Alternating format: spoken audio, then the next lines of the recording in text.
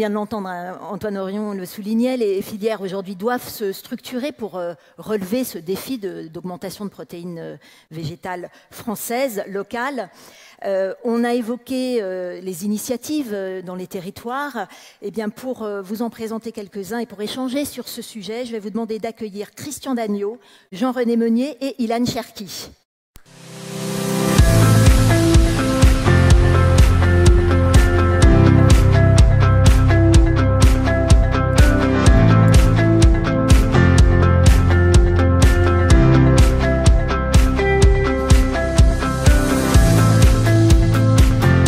Prenez place. Bonjour, je pense que vous pouvez enlever votre masque, on va respecter les limites. Je vais faire un petit tour de table pour vous présenter. Donc, Christian Dagneau, vous êtes agriculteur en Charente, vous êtes président de la Chambre d'agriculture de ce même département. Vous êtes également administrateur FOP et coprésident du comité de pilotage de Protéina pour la Chambre régionale d'agriculture de Nouvelle-Aquitaine. Jean-René Meunier, vous êtes agriculteur dans le Morbihan, président de l'association Lego et vous êtes également administrateur de la FOP. Et donc vous, Ilan Cherki, vous êtes directeur général de la SIACAM, qui est leader français du légume sec. Alors peut-être que vous pouvez nous présenter un petit peu plus en détail, Ilan Cherki, votre société, la SIACAM. Bonjour à tous. Oui, la SIACAM, c'est une entreprise familiale qui a plus de 70 ans d'existence et qui a toujours œuvré dans le monde des légumes secs. On était autrefois des champions de l'importation, donc on importait beaucoup de légumes secs qu'on nettoyait, qu'on calibrait, qu'on rendait conformes au cahier des charges de nos clients, qui sont essentiellement les industriels de l'agroalimentaire.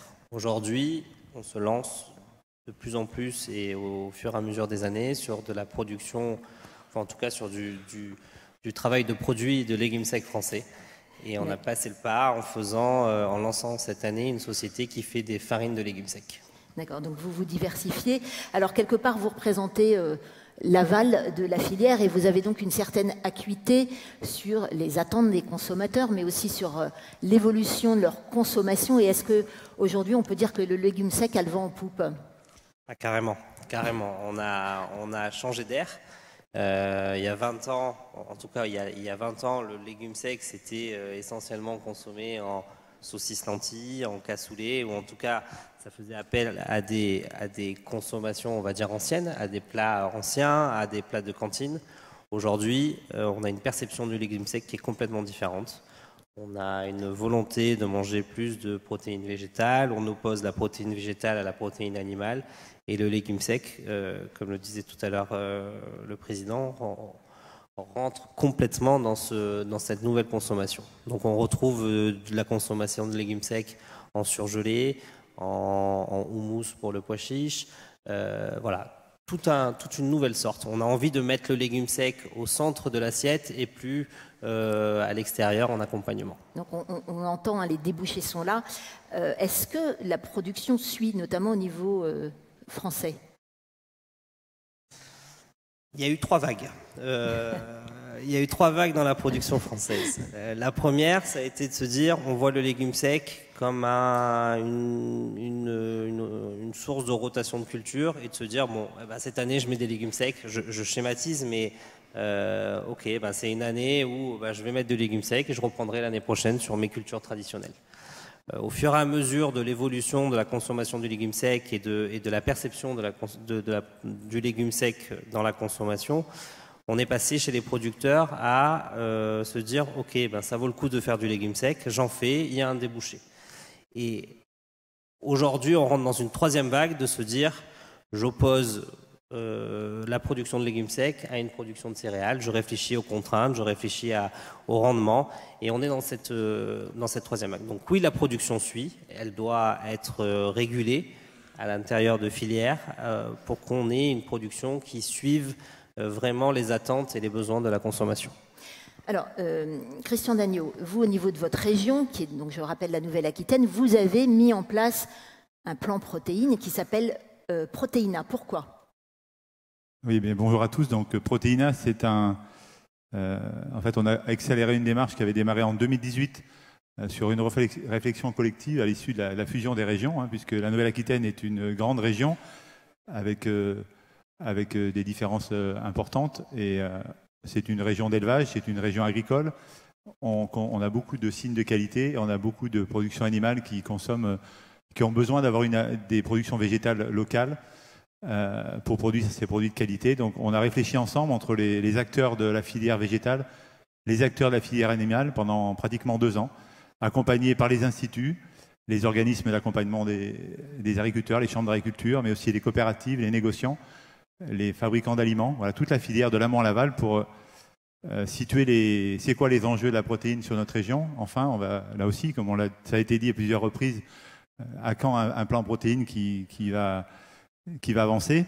Et en fait, on attendait que l'État arrive à nos côtés. Et en septembre 2020, donc ça a été l'annonce du plan de relance. Le plan de relance et les moyens que l'État a mis au niveau des protéines françaises, c'est pas le fruit du hasard. Je pense que c'est vraiment le travail de toute la filière Oléopro qui a été la pression qui a été mise depuis longtemps avec les valeurs de cette filière, qui a fait que l'État a proposé ce plan dans la relance. Et ça a été le facteur déclencheur de beaucoup de plans protéines. Pour nous, c'était la dernière planète qui manquait pour un alignement parfait. Et en quelques mois, il a fallu qu'on crée cette association Protéina. On l'a créée au 15 octobre. C'est une association qui est copilotée par la région Nouvelle-Aquitaine, donc le conseil régional, les services de l'État avec la DRAF et la chambre régionale qui représente la profession agricole. Et on travaille dans vraiment tous ensemble avec le même objectif commun, c'est d'aller vers une autonomie protéique. Et c'est quand même assez peu courant qu'on puisse, entre l'État et la région et la profession agricole, travailler aussi bien. Et 2 mois après cette réunion du 15 octobre, on a lancé un appel à manifestation d'intérêt avec la région. Et aujourd'hui, hier, on avait notre plan protéines. Il y a 500 000 € qui ont été financés par la région Nouvelle-Aquitaine pour accompagner des projets de structuration, d'investissement, d'accompagnement des agriculteurs, en plus du plan de relance. Donc c'est plutôt un beau projet. Alors peut-être quelques chiffres. Quels sont les objectifs que vous fixez dans le cadre de ce plan ? L'objectif principal, c'est de mesurer l'intérêt. L'enjeu principal, c'est l'alimentation animale. Voilà, donc ça a été dit, on importe 1,5 million de tonnes de soja, je crois que ça doit être à peu près ça. Et si on veut répondre, on ne va pas être capable d'en produire autant qu'on en importe, mais si on veut tendre vers cet objectif-là, il va falloir qu'on active tous les leviers. Et à l'échelle de notre région, par filière, ils sont où les enjeux ? La première source de protéines en Nouvelle-Aquitaine, c'est l'herbe. Donc déjà, c'est accompagner les éleveurs dans l'autonomie fourragère à l'échelle de l'exploitation. La deuxième source de protéines, ce sont les céréales. Si on augmente le taux de protéines de 0,5% des céréales consommées en France, c'est 500 000 tonnes de soja économisées en France. On consomme 10 000 tonnes de soja, 10 000 tonnes de céréales en alimentation animale. Si on augmente le taux de protéines d'un demi-point, c'est 500 000 tonnes d'économisées tout de suite. Ensuite, la troisième, c'était le tournesol et le colza. Donc, contrairement à ce que pense la majorité des citoyens, le tournesol et le colza sont des plantes cultivées pour l'huile, mais je le redis, chaque fois qu'on écrase une tonne de colza ou une tonne de tournesol, on produit autant d'huile qu'on produit de tourteau. Et c'est bien là la force de cette filière Oléopro qui avait lancé cette filière-là, et notre autonomie protéique qui avait démarré il y a 15-20 ans, elle a été faite parce qu'on a été capable de produire des tourteaux, notamment de colza, avec des investissements forts de la filière dans les usines. Donc ça, c'était une première étape réussie. Et donc, à chaque fois qu'on va écraser une tonne de colza ou de tournesol supplémentaire, on va éviter des importations de soja ici de la déforestation. Et dans le même temps, parce qu'on ne va pas doubler notre consommation d'huile, même si je rappelle que l'huile de tournesol et de colza, c'est très bon pour la santé, et on ne consomme pas assez en France d'huile d'oméga 3 et d'oméga 6, donc il faut y aller. Et il fallait, à côté de ça, organiser une filière sur les biocarburants, et ce qu'a fait là aussi la profession, avec la mise en route d'Oléosan notamment. Et en fait, moi, en tant que producteur, et mes collègues aussi, ça a vraiment du sens. C'est quand je produis 1 hectare de colza, je vais limiter l'importation des soja. 1 hectare de colza, je vais limiter les importations de soja. Et aussi limiter les importations de carburants issus d'énergie fossile. Donc ça a vraiment un double intérêt. Alors, on revient à Protéina. Un mot sur des actions concrètes qui ont été mises en place dans le cadre de Protéina. Alors, les actions concrètes s'appliquent de l'amont à l'aval, c'est-à-dire on a des axes de développement, de recherche avec les instituts, avec Terrenovia. Par exemple, le projet, ça a été de dire sur le tournesol, c'est quoi le premier le premier frein pour le développement de cette culture, c'est la prolifération d'ambroisie, qui est une plante envahissante, allergisante. Donc, on s'est réunis avec les opérateurs et ce projet a été financé en partie par la région. On a mis des essais en place avec les instituts, les coopératives, les négoces pour trouver des solutions techniques pour faire face à l'ambroisie dans la culture de nos sols. C'est notamment savoir garder les moyens de production qu'on a aujourd'hui, les VTH, mais aussi de tester de nouvelles molécules parce que sinon, on sera dans le mur. Et si on n'est pas capable de garder nos surfaces de tournesol, on n'atteindra pas notre objectif. Alors, voilà un exemple d'action concrète. Je vais vous passer la parole, Jean-René Meunier. Vous êtes, je rappelle, président de l'association Lego. Alors, Lego pour Légumineuses à graines du Grand Ouest. Expliquez-nous ce qui a motivé la mise en place de cette association. Alors, l'association a démarré sur une réunion en 2019, avril 2019, qui faisait suite aux EGA, où on a un ministre qui annonçait un repas végétarien par semaine dans la restauration collective. Vous savez probablement que les chambres d'agriculteurs accompagnent les PAT, donc les projets alimentaires territoriaux, et on a eu immédiatement une demande d'information de la restauration collective sur comment on fait un repas végétarien tout de suite. Et donc on a organisé une rencontre où on les a tous invités, on a invité des fournisseurs, la chambre d'agriculture donc pilotait le dossier, on m'a invité en tant qu'élu de la FOP à venir apporter de l'information.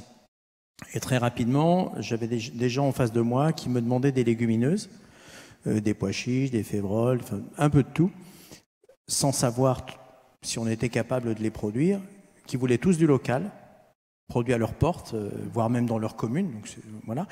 Et donc très rapidement, on les a recontactés en disant « écoutez, on vous a entendu, mais il faut qu'on se mette autour de la table ». Alors justement, qui s'est mis autour de la table? Alors, quels qui sont s'est les mis acteurs autour de la table?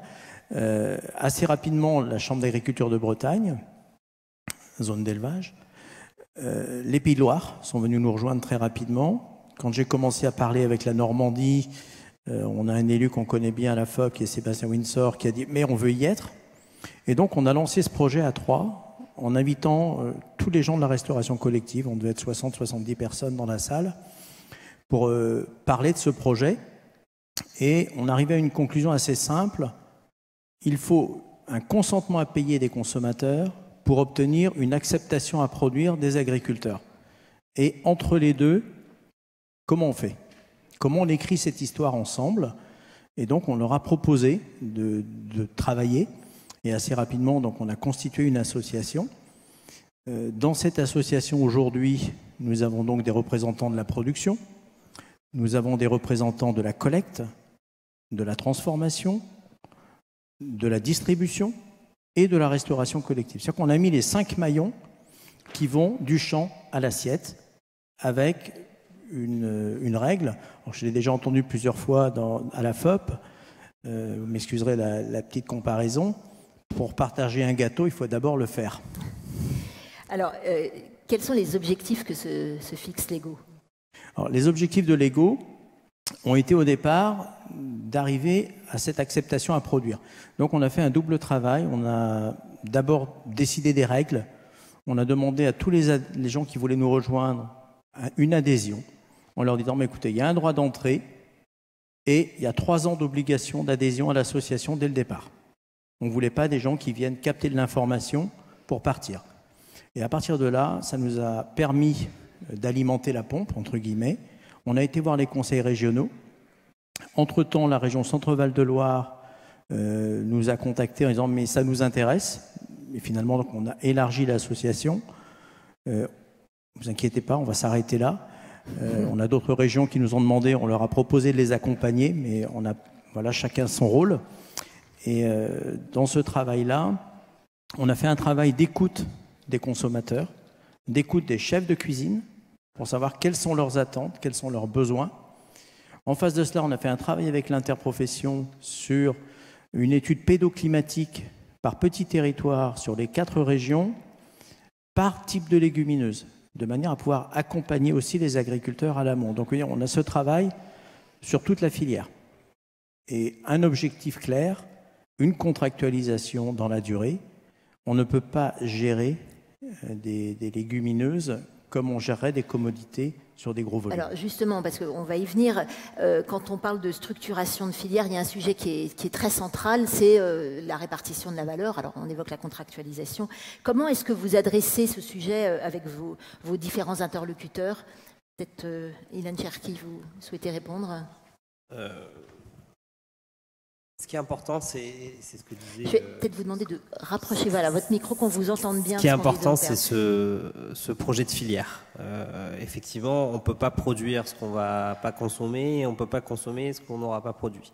Donc je pense que la contractualisation, aussi bien côté amont que côté aval, est très importante. Et il faut le faire de manière anticipée. Je donne souvent cet exemple-là, mais en pois chiche, par exemple, il y a 15 ans, il se faisait, alors qu'il y a un siècle, il se faisait énormément de pois chiches en France. Il y a 15 ans, 90% des pois chiches consommés en France venaient de l'importation. On a été sollicité par une coopérative qui nous a dit pourquoi pas remettre des pois chiches français, notamment dans le sud-ouest, sud-est, qui étaient des régions propices à cette production. Et on est parti de 50 tonnes. On faisait à l'époque 6000 tonnes de pois chiches d'importation et on s'est mis à faire la première année 50 tonnes de pois chiches français. Ça a marché et d'année en année, aujourd'hui on est devenu autosuffisant et on exporte même nos pois chiches français pour le reste de l'Europe. Donc si vous allez voir les producteurs, vous allez voir les coopératives en leur disant produisez, nous on a le débouché, mais que vous le faites à l'avance et qu'en même temps vous allez voir vos clients en leur disant voilà, je vais sortir du pois chiche français, je vais sortir du légume sec français. Si on partage les informations et on crée vraiment cette filière, ça marche. L'intérêt aussi, c'est de ce schéma-là, c'est d'éviter les sous-productions, surproductions. On se retrouve vite amené à des schémas où, si on ne structure pas bien nos filières, on arrive vite à des surproductions. Et là, ça remet en cause tout le travail qui a été fait. Alors justement, est-ce qu'en matière de filière, il n'y a pas la nécessité d'avoir une approche un petit peu plus globale, et c'est-à-dire de dépasser, on va dire, le cadre de la région? Christian Dagneau?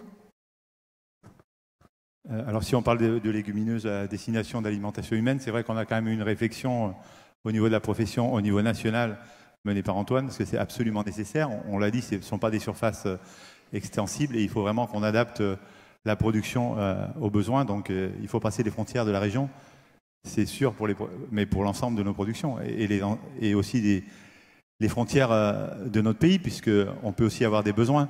On l'a vu sur... l'année 2021, on a quand même connu des échecs cuisants sur certaines cultures, notamment les légumineuses à destination de l'alimentation humaine. On a des parcelles de lentilles qui ne se sont pas récoltées, des pois chiches qui n'étaient pas commercialisables. Donc tout ça, c'est quand même des problèmes. Ça veut bien dire qu'il faut aussi accompagner, on y reviendra, mais les moyens de production, accompagner les producteurs. Avant, voilà, il n'y a pas de... Il faut écouter les besoins, excusez-moi, mais vous avez tout à fait raison. Il faut écouter les besoins, ne pas se restreindre forcément à une région, parce que chaque région est propice à des cultures différentes. Et aujourd'hui, c'est vrai que cette année, on l'a vu en lentilles, avec des récoltes catastrophiques en lentilles. Et si on met tous nos œufs dans le même panier, dans une seule et même région, je pense qu'il faut vraiment réfléchir territoire français. Mais ça se fait en concertation, et quand on s'organise en filière, les régions font partie de cette filière et nous permettent d'avancer. Jean-René Meunier, vous partagez ce constat? Oui, je le partage totalement et je crois qu'on peut remercier le travail qui est fait par l'Interpro, parce qu'effectivement, moi, pour parler du projet Lego, sans Antoine, sans Laurent, sans toutes les équipes, on aurait eu des écueils qu'on n'aurait pas réussi à franchir. Je crois que moi, je le ressens comme ça. On a besoin d'avoir cette territorialisation des projets, parce que le consommateur veut du local. Moi, je réponds territoire, parce que le local, ça ne veut rien dire. Un territoire, oui, ça peut être une histoire. Il faut qu'on raconte une histoire. Il faut qu'on apprenne aussi, et je crois qu'on ne pourra qu'être d'accord, mais les légumineuses ont cet inconvénient de pouvoir être consommées pour certains à la fois par l'homme et l'animal. Ce qui veut dire qu'il va falloir aussi qu'on apprenne à ne pas les gérer comme une commodité, mais être capable de sélectionner des variétés destinées à l'alimentation humaine, qu'on va tracer du champ à l'assiette pour avoir une histoire à raconter. le consommateur aura du mal à accepter de payer quelques centimes de plus pour son repas s'il apprend que les légumes qu'on lui sert ont été pris dans le même tas que ce qui a servi à nourrir des poulets ou des cochons. Et je crois qu'il faut vraiment qu'on fasse attention à ça, et ça ne peut se faire qu'en filière. Justement, voilà, c'est la filière, c'est la réponse, effectivement, qui peut amener le consommateur à payer un petit peu plus pour une protéine végétale issue de la protéine française, de la production française, pardon. Oui, aujourd'hui, je vais peut-être vous rassurer, mais je crois que le consommateur ou les industriels qui transforment le légume sec sont prêts à payer plus cher ou sont prêts à utiliser des légumes secs français. La barrière de prix, on est prêt à la surmonter parce que traçabilité, parce que sécurité alimentaire, parce qu'on veut être sûr de ce qu'on a produit, d'où ça vient. Donc, ce schéma-là, je pense qu'il a été fait au niveau du consommateur. Je ne suis pas inquiet. Aujourd'hui, on a un contexte économique en plus qui nous aide à vendre du français. On a des prix de transport quand vous faites venir des marchandises du Canada ou d'Asie ou de n'importe quel autre continent. Vu l'impact transport qu'on a, c'est pas forcément le prix qui va être bloquant dans la consommation. C'est produire le bon produit pour la bonne utilisation. Ça, oui, c'est un vrai sujet. Alors, avant de poursuivre, je vous propose de voir un autre exemple de filière qui s'est créée au niveau d'un territoire pour répondre à cet enjeu de production de protéines végétales. Il s'agit de la filière Fileg. Je vous propose de regarder ça en images.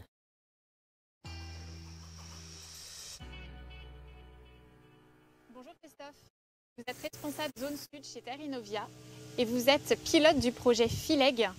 Expliquez-nous ce qu'est Fileg et sur quel territoire se structure cette filière. Fileg est un projet de structuration d'une filière de légumineuses à graines en Occitanie, une filière durable, dont avec l'ambition donc de créer de la valeur ajoutée qui soit répartie équitablement entre tous les acteurs et notamment avec un juste retour au niveau des producteurs qui malheureusement sont souvent oubliés en termes de rémunération. De quel constat est né Fileg ? En fait, Fileg est né de plusieurs constats. Donc, au premier, à l'échelon national, c'était plutôt le constat que en fait, les légumineuses permettent de répondre à 3 grands enjeux de société. Le premier, c'est que les légumineuses finalement répondent à des enjeux de nutrition, des enjeux nutritionnels, avec un rééquilibrage entre les sources en protéines, issues donc de protéines végétales ou de protéines animales. C'est ce qu'on appelle finalement les enjeux de la transition nutritionnelle. Un deuxième grand enjeu, c'est un enjeu agro-environnemental, avec justement la particularité que les légumineuses permettent de réduire l'utilisation de produits d'engrais azotés chimiques, ce qui permet du coup de diminuer les émissions de gaz à effet de serre dans les systèmes de culture. Donc c'est ce qu'on appelle la transition agroécologique. Et puis un troisième enjeu qui est plutôt un enjeu économique pour les agriculteurs, puisque l'introduction de légumineuses peut permettre de retrouver un petit peu de valeur dans l'ensemble des systèmes de culture et des exploitations des agriculteurs.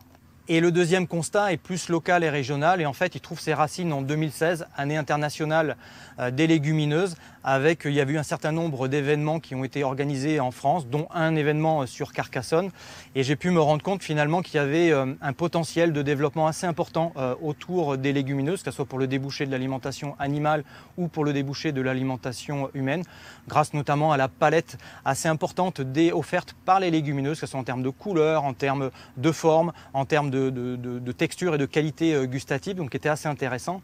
Et puis également, on avait beaucoup d'acteurs qui étaient déjà engagés dans le développement des légumineuses, que ce soit des structures économiques, de recherche ou de développement. Et puis, un autre aspect qui était aussi important, c'était que finalement, autour du développement des légumineuses, le constat, c'est que finalement, les structures n'avaient pas beaucoup de moyens pour permettre ce développement-là. Donc l'idée, c'était de se dire que finalement, plutôt que de travailler les uns à côté des autres, avec peu de moyens, est-ce qu'on n'était pas en capacité de se tourner autour, de se remettre autour d'une table pour travailler ensemble sur un certain nombre de sujets fédérateurs. Où est-ce qu'on en est aujourd'hui ? Concrètement, en fait, aujourd'hui, on est en train de finir de travailler sur 2 volets. Le premier volet, qui est un volet important comme tout dispositif collectif, c'est de travailler le sujet de la gouvernance, de voir comment les acteurs veulent fonctionner les uns avec les autres, avec quels moyens notamment. Et puis un autre volet qui est un petit peu plus opérationnel, où on a travaillé 3 axes. Le premier, c'est un axe autour de la contractualisation, qui est un point important, avec la production notamment d'un guide d'aide à la contractualisation. Un autre volet qui était plus sur de la R&D amont et notamment sur le transfert de connaissances à destination des agriculteurs et des conseillers pour leur permettre une montée en compétences sur les cultures de légumineuses. Et puis un troisième sujet important, troisième axe, c'était finalement de travailler avec les acteurs de l'amont et de l'aval pour essayer d'identifier quels étaient les verrous à l'intégration des légumineuses dans un certain nombre de segments. On a travaillé sur 4 segments. Un segment à destination de l'alimentation animale, avec la question cruciale ou centrale qui était de finalement quelle était la place des légumineuses dans l'autonomie protéique des élevages ruminants d'Occitanie. Et puis il y avait 3 autres segments qui concernaient plutôt le débouché de l'alimentation humaine. Le premier, c'était sur la restauration collective, où il y a un vrai enjeu en termes de débouché. Le deuxième, c'était sur le débouché de la GMS et du food service. Et puis, troisième débouché, c'était sur les farines spécifiques à base de légumineuses qui permettent par exemple de fabriquer des pâtes. En quoi le plan protéines est-il un accélérateur? Le plan protéines nous a permis d'accélérer finalement le transfert auprès des producteurs et des conseillers. Ça a aussi permis de mettre un peu plus de lumière finalement sur notre démarche territoriale. Et puis pour terminer, ce qui est important de retenir, c'est que ce plan protéines, c'est quelque chose qui est imaginé sur du temps long. C'est pourquoi l'accompagnement de ces démarches, que ce soit en Occitanie ou dans d'autres territoires, doit s'étendre bien au-delà d'une année ou de 2 années d'accompagnement, mais plutôt sur 5 à 10 ans. Ça, c'est un point qui est très important si on veut pouvoir structurer l'ensemble de nos filières territoriales dans les différentes régions. Merci Christophe. Merci Agathe.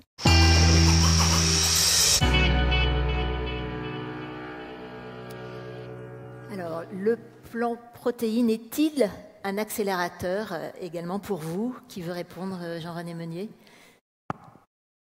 Alors, oui, franchement oui. J'ai eu peur jusqu'il y a une semaine. Et au niveau de l'EGO, on avait monté un dossier plan de relance donc avec l'interprofession. Je remercie les services de l'État parce que ça n'a pas été simple. Je pense que dans le plan protéines, ils avaient beaucoup pensé à l'investissement, mais pas forcément à l'investissement dans l'immatériel. Et tout le travail que nous faisons, c'est de l'immatériel, c'est de la structuration. Et à ce jour, donc, on avait proposé 3 dossiers au plan de relance, on est lauréat sur 2 dossiers au niveau de l'EGO. Donc, ce qui va nous permettre d'avoir effectivement un financement par le plan de relance qui va être un gros accélérateur parce que nous avions des projets sur plusieurs années que l'on va pouvoir vraiment accélérer. On compte sur cela aussi pour notre dynamique. On a aujourd'hui 50 adhérents dans l'association. Donc, aussi bien des startups. Tout à l'heure, j'ai vu l'atelier Acroc qui était sur un atelier. Ils font partie de l'association. Mais on a aussi des groupes comme Sodexo ou Elior qui sont à l'autre bout de la filière.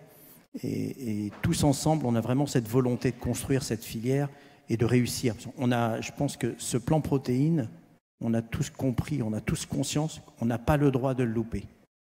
Ilan Cherki, on n'a pas le droit de le rater, ce plan protéines?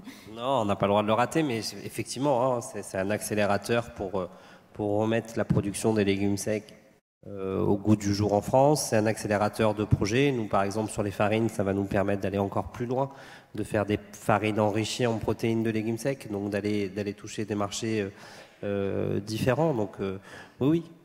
Il n'y a pas d'insuffisance. Il est suffisant pour... En tout cas, en termes d'investissement et de partage, on va dire, de ces fonds sur l'ensemble de la filière, j'ai pas l'impression qu'on est de raté et j'espère vraiment qu'on va aller dans le bon sens. Christian Dagno. Si, moi je suis toujours attaché à défendre nos moyens de production et je pense que c'est important de le rappeler parce que l'acteur principal du plan protéines, c'est quand même celui qui va produire. C'est quand même l'agriculteur et il faut qu'on lui donne des moyens de production. On l'a dit, c'est pas la peine de mettre des millions d'euros sur des projets si 1 ou 2 décisions politiques mal écrites font que ça va à l'inverse des objectifs communs. Donc là aussi, je sais que tous les acteurs de la profession sont aux aguets pour suivre ça de très près, mais ça serait quand même malheureux que par une mauvaise décision, on mette tout à plat. Alors qu'il y a une volonté collective. Pour moi, les plans protéines, c'est de l'énergie positive au service des protéines, pour faire le lien avec les énergies. Et ça, c'est transmis aussi par les acteurs de la filière. Et on a la chance d'appartenir vraiment à une filière dynamique. C'est cette envie qui redescend sur les territoires, qui nous a poussé aussi nous aussi à faire le job sur le terrain pour dire il faut que les régions se bougent pour que les plans protéines avancent. On sent bien cette dynamique. Alors, le prochain défi pour vous à relever en matière de protéines végétales, quel est-il, Ilan Cherki, si on voit un horizon un peu plus lointain? Je pense qu'en France, en tout cas pour les légumes secs, on a fait un bon chemin pour ce qui est, si on rentre dans les familles de légumes secs, lentilles et pois chiches, et même pois. Il faut qu'on arrive à avancer sur la partie haricots, où on a encore un petit peu de retard comparé à l'importation, enfin en tout cas à ce qui se fait dans les autres continents. Et aujourd'hui, on est fortement importateur de haricots qui soient blancs ou de couleur. Donc ça va être le nouveau défi pour le territoire français. Jean-René Meunier, le prochain défi selon vous? Le prochain défi, c'est les cuisiniers. Les cuisiniers. C'est-à-dire qu'il va falloir remettre de l'imaginaire derrière ces légumineuses. On sait les surgeler, on sait les mettre en conserve. Il va falloir apprendre à les mettre en valeur dans la restauration, de manière à ne pas les mettre en opposition avec la viande. Ce sont des produits complémentaires, ça fait partie de l'équilibre alimentaire. Et je crois que moi qui suis breton, je peux me permettre de le dire, ce sont des produits complémentaires entre protéines animales et végétales. Et ça va être le rôle de ce monde de la cuisine, de nous amener de l'imaginaire autour des protéines. Christian Dagno, prochain défi. Le prochain défi, c'est de... on n'a pas le choix, il faut réussir. Et c'est de continuer à accompagner les projets. Il y a eu un plan de financement, on a structuré dans certains endroits la filière. Il y a le plan d'investissement destiné aux agriculteurs. Ça a été évoqué par Antoine tout à l'heure, donc on a accompagné les agriculteurs, mais vu le succès qu'ont eu ce plan de relance sur l'accompagnement des producteurs, c'est pas suffisant. Hein, parce qu'on a très bien vu que ceux qui ont bénéficié du plan de relance, c'est ceux qui étaient prêts. Il fallait être prêt, c'est-à-dire qu'ils avaient déjà réfléchi avant. Et le jour J, étaient tous prêts. Et même en étant prêts, certains n'ont pas réussi à y aller. Mais il y a tous les autres derrière. Et ils sont beaucoup plus nombreux que ceux qui ont réussi les... Donc il va falloir aussi accompagner ces autres agriculteurs dans l'investissement de matériel alternatif. Quand on veut développer du soja, on sait très bien qu'il nous faut du matériel spécifique de récolte. Il faut du matériel spécifique aussi pour les coopératives et négoces pour pouvoir trier avec un nombre de cultures plus importantes, avec des normes de plus en plus difficiles à atteindre sur le stockage. Donc si on veut stocker des légumineuses plus longtemps, il va falloir trouver des solutions aussi qui permettent de les stocker sur plusieurs années pour pallier aux années difficiles. Voilà, donc le stockage au froid, ça va être une nécessité, mais ça va nécessiter là aussi des investissements. On parlait du transport ce matin, il faut qu'on ait les unités pour gérer le transport des zones de production aux zones de transformation, si elles ne sont pas les unes à côté des autres. Non, le travail, moi je pense que la dynamique elle est lancée, on n'est qu'au début, mais il ne faut pas baisser, il faut en mettre une autre couche. Hein, il ne faut pas arrêter, il y a des gens motivés à tous les niveaux, et je pense que ce plan protéines, en ce qui nous concerne au niveau de la région Nouvelle-Aquitaine, va nous servir d'exemple pour mettre en place de nouveaux projets dans d'autres domaines, parce qu'on a été capable de travailler ensemble sur un projet, un objectif commun. Alors, on arrive presque à l'issue de cette table ronde. Je vois que vous nous avez apporté des exemples, des échantillons. Et voilà, donc ça c'était je ne sais pas si on arrive à voir... Ça c'est un petit message à tous nos élus du territoire, à monsieur le ministre qui va venir tout à l'heure. Quand défendre nos moyens de production, alors, je vous ai dit tout à l'heure qu'il y a un des leviers qui était important, je ne l'ai pas cité, c'est aussi les protéagineux, dont le soja. Donc ça, ce sont deux petits récipients où il y a du soja. Donc il y en a un des deux qui a été conduit en culture sèche. Et dans la parcelle d'à côté, c'est la même parcelle, la même variété. La seule différence, c'est qu'il a un accès à l'eau. Donc on a doublé la quantité de protéines produites à l'hectare, simplement en activant un levier qui est l'accès à l'eau pour l'exploitation. Donc ça, c'est pour vous le prochain défi également en matière de production. Et donc, on en a plein d'autres leviers. Hein, si on veut, on reviendra avec d'autres échantillons la prochaine fois. Malheureusement, on va devoir conclure cette table ronde. Un mot très rapide, les clés du succès pour réussir ces filières. Très rapidement, c'est protéger cette relation tripartite qu'on a par de faire des pré-contrats, de vraiment rentrer dans ce schéma filière, de tous écouter, de ne pas se marcher sur les plates-bornes les uns des autres et réfléchir territoire certes, mais vraiment national pour ne pas se retrouver coincé comme on s'est retrouvé coincé ces années. Jean-René Meunier, un dernier mot. Co-construire. Je crois que c'est voilà, la base d'une contractualisation. On ne peut pas la faire tout seul. Et le mot de la fin. C'est faire ce qu'on a dit. Bon. Eh bien, le message est passé. Merci. Merci beaucoup, messieurs, pour ces éclairages. Je crois qu'on peut vous applaudir. Merci.